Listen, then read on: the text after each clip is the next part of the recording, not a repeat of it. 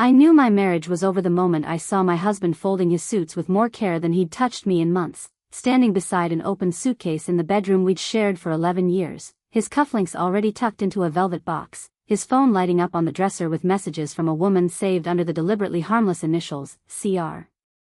He didn't look guilty setting those clothes into neat, folded rows. That was the specific detail that hurt more than almost anything else that followed.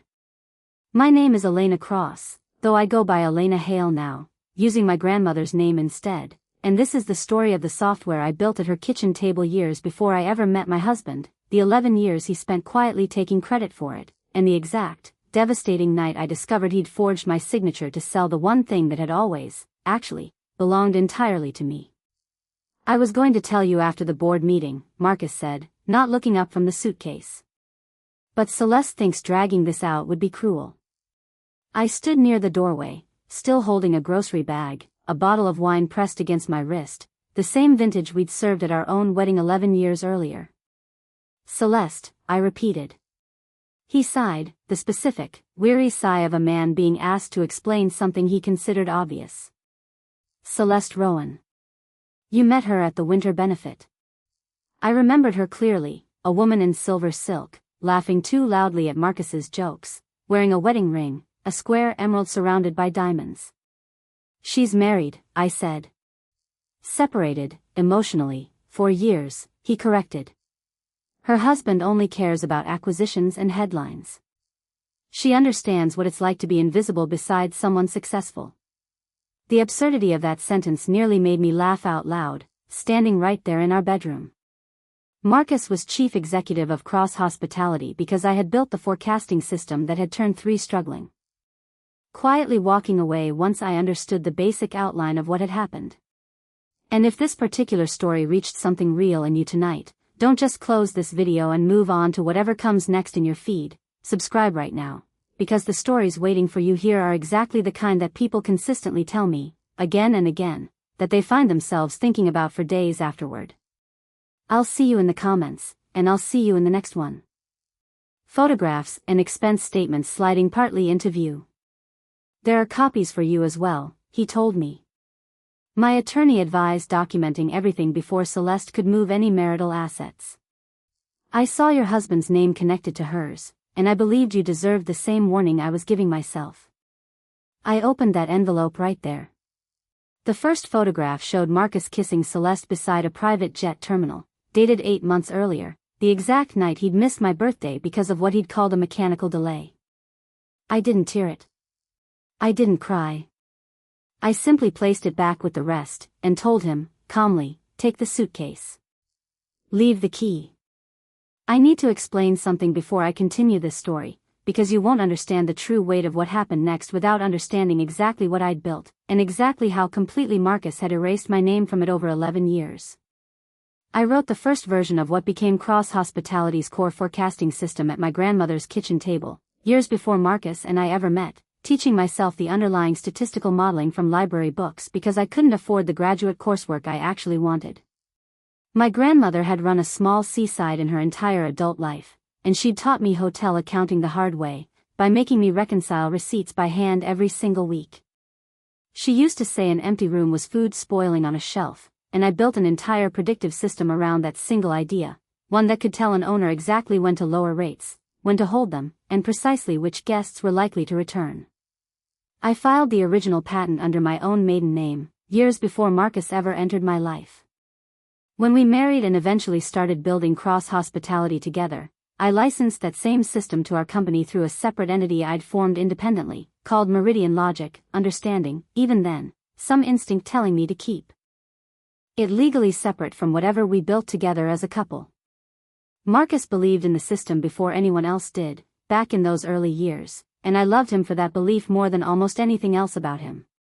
But gradually, as people started praising him publicly for the company's success, he began believing that praise belonged entirely to him. He told investors he'd designed the model himself after studying European resorts. He accepted awards for innovations I'd built alone. And every single time I asked, privately, for some acknowledgement, he called me insecure for wanting it, until I simply stopped asking, telling myself I wanted peace more than recognition. There's more, Julian said, once Marcus had finally left the house that night, the suitcase wheels clattering down our front steps. I looked at him. Celeste didn't only spend money, he continued. She accessed confidential files from my home office. Several of them concerned cross-hospitality. The cold in my chest sharpened immediately into full attention. What kind of files? A proposed acquisition, Julian said. Your husband has been trying to sell cross-hospitality to Rowan Global for 6 months. He represented that he personally owned the predictive system your company runs on. My technical team believes that representation may be entirely false. My face didn't change, but my hand closed tightly around that envelope. I had written the first version of that system at my grandmother's kitchen table. The patent bore my maiden name. Marcus knew that completely. He'd specifically asked me, only weeks earlier, to delay any licensing negotiations until after the acquisition closed, claiming it would simplify our taxes. When is the board meeting? I asked. Tomorrow at 10. Then Marcus didn't leave tonight because Celeste thought honesty was kind, I said slowly, understanding arriving in real time. He left because he believed this sale would make him rich enough to survive a divorce. Without needing anything I actually owned. At 9 the following morning, I walked into Cross Hospitality's headquarters wearing an ivory suit and the pearl earrings my mother had given me before she passed. The lobby receptionist looked at me with startled sympathy. Marcus had moved fast overnight, half the executive floor already knew he'd left me for Celeste Rowan. Mrs. Cross, the receptionist whispered. Your access card has been deactivated. I expected that, I told her. The elevator doors opened behind me, and Julian stepped out with 2 attorneys and a woman carrying a locked evidence case. Every conversation in that lobby stopped instantly. Inside the boardroom, Marcus sat at the head of the table, Celeste beside him in red, wearing the same emerald ring Julian had given her 7 years earlier. I didn't realize spouses were invited, Celeste said, smiling faintly when I walked in. Julian took the seat directly across from her. Apparently, they are now. The color left her face immediately. Marcus rose from his chair. Elena has no operational role here. That's an interesting claim, said Julian's lead attorney, Naomi Price, sliding a folder in front of each director. Especially because the acquisition agreement lists the Cross-Meridian forecasting platform as this company's primary proprietary asset. I remained standing. Cross-Meridian is not owned by Cross Hospitality, I said. It's licensed under a renewable agreement from Meridian Logic, an entity I formed before Marcus and I ever married. That license explicitly prohibits transfer during any change of control without my written consent. The chief financial officer flipped through the folder in front of him. Marcus, you told this board the license had been permanently assigned. It was supposed to be, Marcus said, his voice tightening. Elena signed the paperwork herself. I signed a draft acknowledgement permitting due diligence, I corrected him. The final assignment document has my name typed at the bottom. The electronic signature attached to it is not mine. Julian's technical investigator opened the evidence case and removed a tablet. This certificate was generated from Mr. Cross's executive laptop at 2:13 in the morning, 3 weeks ago, she said. We preserved the file's metadata last night, because the exact same document appeared in materials sent to Rowan Global for review. Marcus's jaw tightened visibly. This is a misunderstanding. Elena gave me authority to handle company documents. Not authority to forge my signature, I told him. Celeste leaned back in her chair, as though the entire discussion bored her. This sounds like bitterness dressed up as paperwork. Marcus built this company. Elena wrote a useful little program years ago and now wants to punish him for finally finding happiness. I looked directly at her. You downloaded that useful little program from Julian's own acquisition portal, on 4 separate nights. You then sent portions of the source documentation to a venture fund in Singapore. Her smile vanished completely. Julian folded his hands calmly on the table. The fund is controlled by your cousin, he said. Did you genuinely imagine my security team wouldn't trace the transfer? Marcus turned on her, his voice rising. You told me you were arranging bridge financing. I was protecting us, Celeste snapped back, by selling files you didn't actually own. Do not become righteous now, he said. You were selling your own wife's company before we'd even filed for divorce. The directors watched them both with the horrified fascination of passengers watching smoke rise from an engine mid-flight.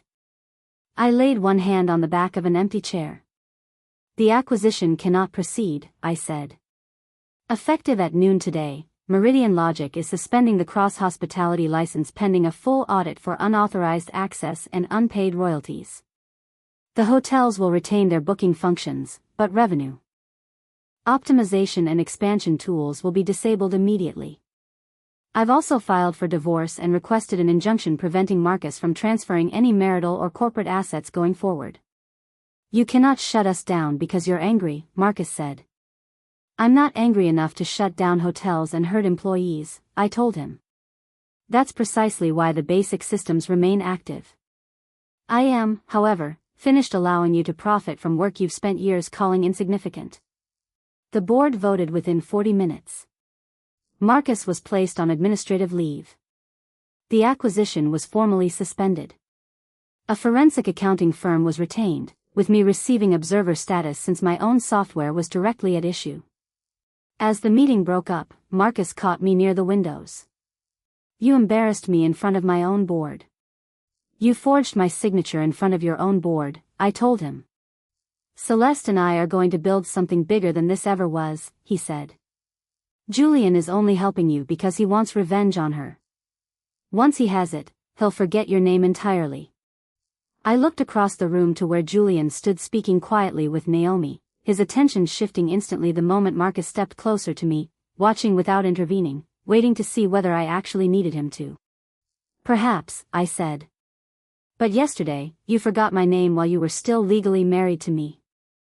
I've already survived considerably worse than being forgotten by you.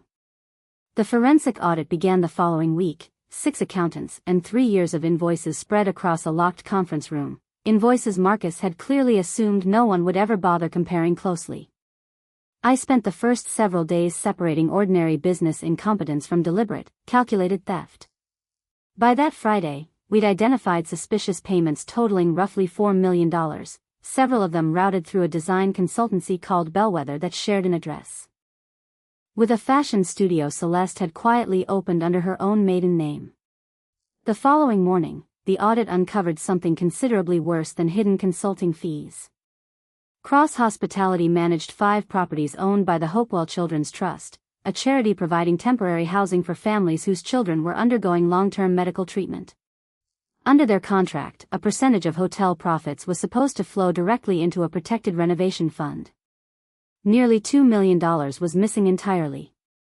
The withdrawals had all been approved by Marcus, supported by invoices from Bellwether Design, describing accessible bathrooms, safety railings, and family kitchens that had, according to the photographs in front of me, simply never actually been built. I stared at those photographs, peeling walls, broken elevators, a bathroom doorway too narrow for a wheelchair to physically pass through. My grief hardened, right there in that conference room, into something considerably cleaner and colder than anything I'd felt the night Marcus left. He took money from sick children, I said quietly.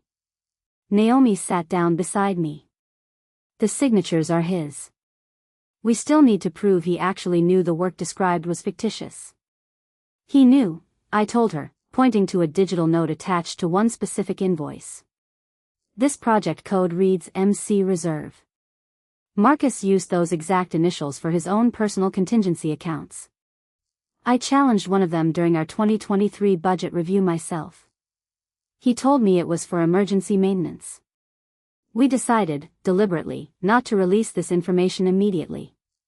Instead, with Julian's help securing an independent, neutral evidence archive that neither Cross Hospitality nor Rowan Global controlled, we preserved every server and interviewed the property managers quietly, understanding that if Marcus learned what we'd found too early, he would immediately try to blame Celeste entirely and begin destroying evidence before we could properly document it. 2 days later, Celeste invited me to lunch, framing the message as though we were old friends navigating something painful together. I accepted, because Naomi wanted her talking, and I wore a legally permitted recording device to that meeting. Celeste arrived 20 minutes late in cream cashmere, her emerald ring conspicuously absent from her hand. "Marcus is under considerable pressure," she said, once we'd both sat down. "He says things he doesn't really mean. He's actually been claiming the Bellwether invoices were entirely my idea." I lifted my water glass. "Were they?" "Bellwether is a legitimate design consultancy," she said.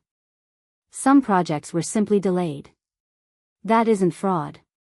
Families at Hopewell have been waiting 3 years for wheelchair-accessible bathrooms," I told her. "Your villa in Lake Como was not delayed." Her face tightened. "Julian told you." "Of course he did. He loves collecting damaged things," she said, leaning closer, "when he gets to call it rescue instead." "Do you actually think he respects you?" "Julian studies people the exact way he studies companies. He finds what's undervalued, buys it cheaply, and simply waits. You're useful to him because your software can make him hundreds of millions of dollars." The accusation landed on a fear I hadn't fully admitted to myself yet, and I understood, immediately, that this was precisely why she'd chosen to say it out loud. "Then why are you here?" I asked her, keeping my voice level. "If Julian only wants my software, and Marcus only wants me gone quietly, you've already won everything you could possibly want. Yet you asked to meet me. You removed your wedding ring. You look like you haven't slept in days. What are you actually afraid of?" For one brief instant, her polish cracked completely. "Marcus moved money," she admitted. "He put accounts in my name without ever explaining where the funds actually came from. Julian's frozen my cards, and Marcus's board has frozen his access. We need liquidity before both our divorces finalize." "You mean you need me to release the Meridian license," I said, "so Marcus can complete his sale?" "You'd receive $10 million, she said, "more than your company is worth on paper. You sign the assignment, withdraw your fraud claim, and disappear with your dignity intact." $10 million from whom?" "A private investor." "Your cousin," I said. "In Singapore. The one who received stolen source documentation. The one whose fund wired Bellwether $600,000 just yesterday." Celeste's fingers went still against her glass. "You cannot prove I sent anything." "You just proved you know exactly what needs proving," I told her. She pushed back from the table sharply. "You were supposed to be easy. Marcus said you'd sign anything if he sounded disappointed enough." The words hurt, and I let myself feel that for exactly one moment before letting it pass entirely. "Marcus was right about that, for a very long time," I said. "That's precisely why he's wrong about it now." The office door opened behind us. Julian entered with Naomi. Celeste looked between us and understood immediately. "You recorded me." "The restaurant did," Naomi said calmly. "Its own security system captured your offer to pay for the withdrawal of a fraud claim." Celeste stood, her voice rising. "Julian, tell them this is enough. I'll sign your divorce agreement. Keep the houses." Julian looked at the woman he'd once married, something like sadness moving briefly behind his eyes without weakening his resolve at all. "The houses were never the issue," he said quietly. "The Hopewell money was." "I didn't know those children," she said. "That isn't a defense," he told her. "We arranged, through Hopewell's own trustees, to confront both Marcus and Celeste publicly at the charity's annual gala roughly 3 weeks later, an event where Cross Hospitality was, with grim irony, the presenting sponsor, and where Marcus was scheduled to personally receive an award for philanthropic leadership. Hopewell's board had already reviewed our complete evidence and agreed the moment had come to correct the public record entirely. Marcus arrived at that gala with Celeste on his arm, wearing the tuxedo I'd personally selected for him 2 years earlier. She wore white, with a train long enough to suggest she'd confused a charity fundraiser with her own coronation. An hour before the scheduled award presentation, Dr. Lillian Shaw, Hopewell's chairwoman, approached the podium instead. "Tonight, we plan to honor a business leader whose company managed Hopewell House," she said, her voice carrying clearly across the ballroom. "Instead, we owe our families an apology. A murmur spread through the crowd instantly. An independent audit has found that $2 million in restricted renovation funds never reached Hopewell House. Documentation provided to our trustees was deliberately falsified. We've referred this matter to law enforcement and terminated Cross Hospitality's management contract, effective tonight. The screen behind her displayed two photographs side by side, the room Cross Hospitality claimed to have renovated, and the actual bathroom, its doorway far too narrow for any wheelchair. Marcus rose so abruptly his chair struck the floor. "This is false," he shouted. A vindictive former employee manipulated those records. His eyes locked directly on me. Dr. Shaw didn't step away from the microphone. "Elena Cross was never employed by Hopewell," she said. She identified this discrepancy and personally donated the forensic work confirming it. Marcus pushed through the crowd toward me. "You did this. You approved the invoices," I told him. "Because Celeste told me the work was complete," he snapped. "She handled Bellwether." Celeste, standing behind him, went white with fury. "Do not put this on me. You created the reserve account. You told me charities never examine contractor details closely." Every nearby phone turned toward them both. "Lower your voice," Marcus hissed. "You promised the acquisition would cover everything before any audit happened," she shot back. "You forged Elena's assignment because you said she never actually read legal documents closely." The two people who'd once described their affair as brave and liberating now stood beneath a charity banner, exposing each other in real time, in fragments, in front of hundreds of witnesses and reporters. Celeste's face crumpled entirely. "He made me do it," she said, pointing directly at Marcus. "He said Elena had hidden money for years, and this was only taking back what already belonged to him." "You bought a villa," Marcus shouted back.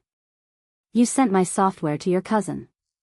Because you were going to leave me with absolutely nothing the second the sale closed," she said. I felt no triumph watching either of them panic.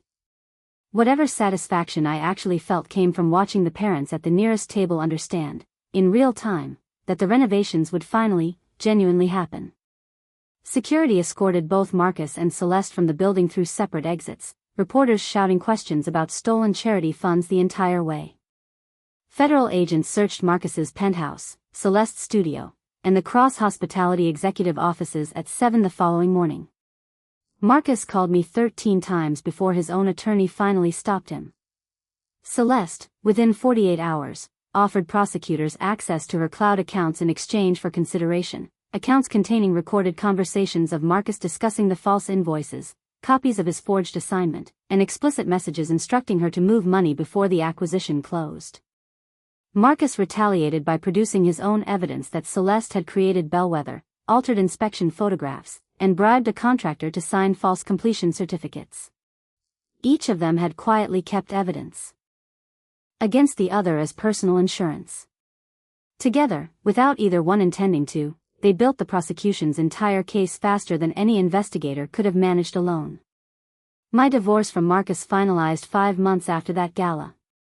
He looked considerably smaller at the courthouse than he had that night in the ballroom, having lost weight, his expensive suit hanging loosely from his shoulders. I received my grandmother's house, full ownership of Meridian Logic, repayment for unpaid royalties, and a substantial share of the remaining marital assets. Marcus waived any future claim to software revenue entirely. When the judge declared our marriage dissolved, Marcus asked for 1 minute alone with me in the courthouse hallway. "I know you hate me," he said. "I don't," I told him, and the answer seemed to unsettle him considerably more than anger would have. "Then help me," he said. "Tell prosecutors I never understood where the Hopewell money actually came from. They'll listen to you." "You emailed Celeste the room numbers," I said. "You signed the invoices yourself. You tried to sell my own work using a forged signature. Which part exactly did you not understand?" He had no answer for that. The criminal trial began the following spring. Celeste pleaded guilty first, to conspiracy and wire fraud, expecting probation because of her cooperation. The judge disagreed entirely. At sentencing, 3 Hopewell parents described carrying their children upstairs by hand while renovation funds meant for accessible bathrooms paid for Celeste's vacations instead. She received 14 months in federal prison. Marcus held out until the week before his own trial began, until prosecutors introduced a recording Celeste had made, of Marcus laughing about my trust in him, saying, "She signs where I mark. She wants to believe marriage means I'd never use her name against her."